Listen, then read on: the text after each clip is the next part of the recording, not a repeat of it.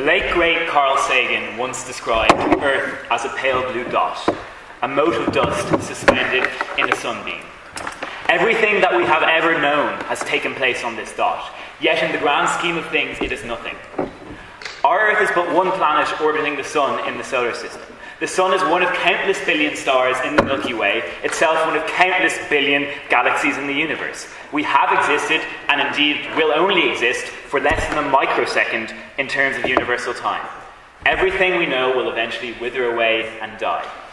Ours is an existence that is inherently pointless and profoundly lonely. The proposition stand before you here today and tells us that the number one way we have found to cope with the emptiness of our existence is a bad thing. We say no. We say that religion is a testament to the creativity and drive of humanity. They say like it kind of brings out the worst in us. But we say that, religion is essentially an absolutely necessary externalization of our own internal spiritual struggles that, just like every other human idea, can occasionally be corrupted. From the final rock extension today, I'm going to talk about two things. I want to talk about, firstly, religion as an existential coping mechanism, and then finally I want to talk about religion as a reflection of a particular social and societal narrative. But before I do that, I have 6 points of rebuttal to get through.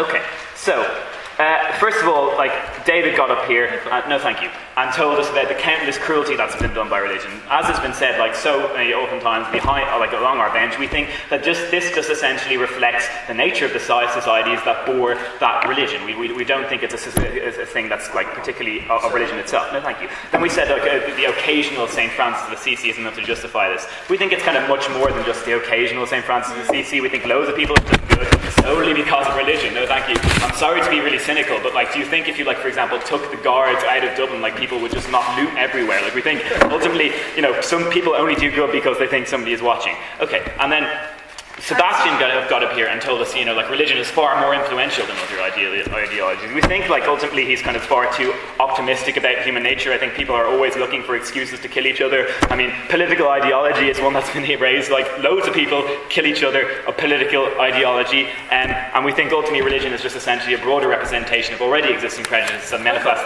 through other means. Then Will got up here and talked about divisions, how religion causes divisions in society. Ultimately, we think we should be able to move beyond divisions. He talked about, people wearing funny hats. I mean, we don't think we should regret the fact that people wear funny hats.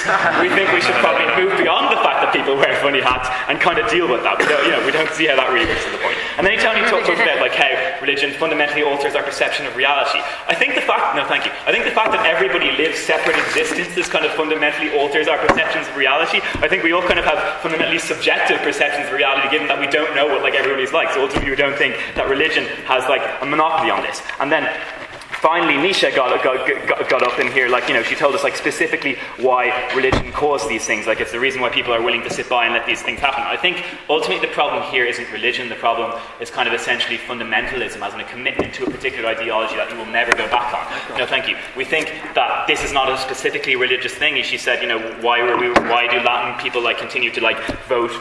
Latin American families continue to donate to the Catholic Church. We think in a similar juncture we can also apply this to political ideologies and say that why were people continually willing to vote Fianna Fáil when they're driving us down the drain economically? We think this it still applies to political ideology. Okay, so I want to get into my first point as substantive, which is the idea of religion as an existential coping mechanism. Okay, we recognise that certain tracts of humanity have moved beyond the need for a god. They're not necessarily religion, I'll get onto that later, but we think there are still vast amounts of people, and have been vast amounts of people, the world whose very lives are just kind of a constant struggle for survival. No, thank you. Even if you disregard all the stuff I've said earlier, it cannot be denied that for many of these people, that they are forced to lead a miserable existence. And we think ultimately that everything a human does is aimed at achievement of happiness. And we think that the solace that religion can bring to these kind of people cannot be discounted. No, thank you. It's brought a vast amount of solitude to the misfortune over the years, and we think it ultimately ascribes a purpose to these people's lives that otherwise would not have existed, nothing beyond survive. And the proposition may say that this is just an illusion and therefore, it's not good. And we say, ultimately that doesn't matter. To these people, the delusion is very real, and it will remain real until they actually die. No, thank you. it will remain real. It will give them some sense of happiness, until they actually die. Marx may have said that religion is the opium of the people. Well, we say exactly when the alternative is suffering. What is wrong with letting the people have that opium? What is wrong with letting the people get high, ladies and gentlemen? No, thank you. And we think, we think that ultimately some people get the most out of this life by thinking that there is an afterlife. So, we think ultimately that deals with these kind of. There's a different kind of people who think, we've moved beyond the idea of God, and we think ultimately what religion is about the externalization of our own internal spiritual dialogues. For some people, those internal spiritual dialogues have moved beyond the idea of a supreme higher power. That does not mean that they are necessarily not religious. Take science as an example. Its method may not be religious, but what drives it is inherently religious. What is behind science is a profound desire for truth, an absolute faith in the idea that we should be furthering human knowledge. We don't understand why this is the case, and all that guides us here is a faith that is just as religious as the faith in God, ladies and gentlemen. And the same is true of something like humanism. What drives us is a profound religious faith in the ideals of peace and justice for all. Atheism and religion are not mutually exclusive, ladies and gentlemen. We don't necessarily need God, but we think we need religion. We need religion to ascribe us a purpose, to avoid nihilism, and to avoid existential crises about what's the point. We think religion gives us this purpose, ladies and gentlemen. Finally, I want to move on to my last point, the idea of religion as a reflection of a particular societal and social narrative. We've heard a lot about the many horrors perpetrated with religion. We agree they're kind of horrors, but why are these happening? As explained, we think religion is an externalized spiritual dialogue. Naturally, a lot of other stuff is going to be externalized as a byproduct, including our prejudices. These prejudices lead to the horrors committed in the name of religion. Firstly, we think, this happens with any kind of human ideology, as has been reinforced. People have their own prejudice, and inevitably they get wrapped in ideas. So we think this is just a critique of human ideology in general, not religion. Secondly, we think that once you accept all this, then, we need to accept that the fault lies not with religion itself, but with the particular societal and social narratives that inspires these prejudices, which then go on to corrupt religion. If a society is sexist, then its religion is going to be sexist. Should we blame the idea of religion on the society? We think by blaming the religion, we are actually shirking the responsibility. Prejudices are collectively all of our own faults. They are not the fault of religion. We need to focus on that and not the idea of religion.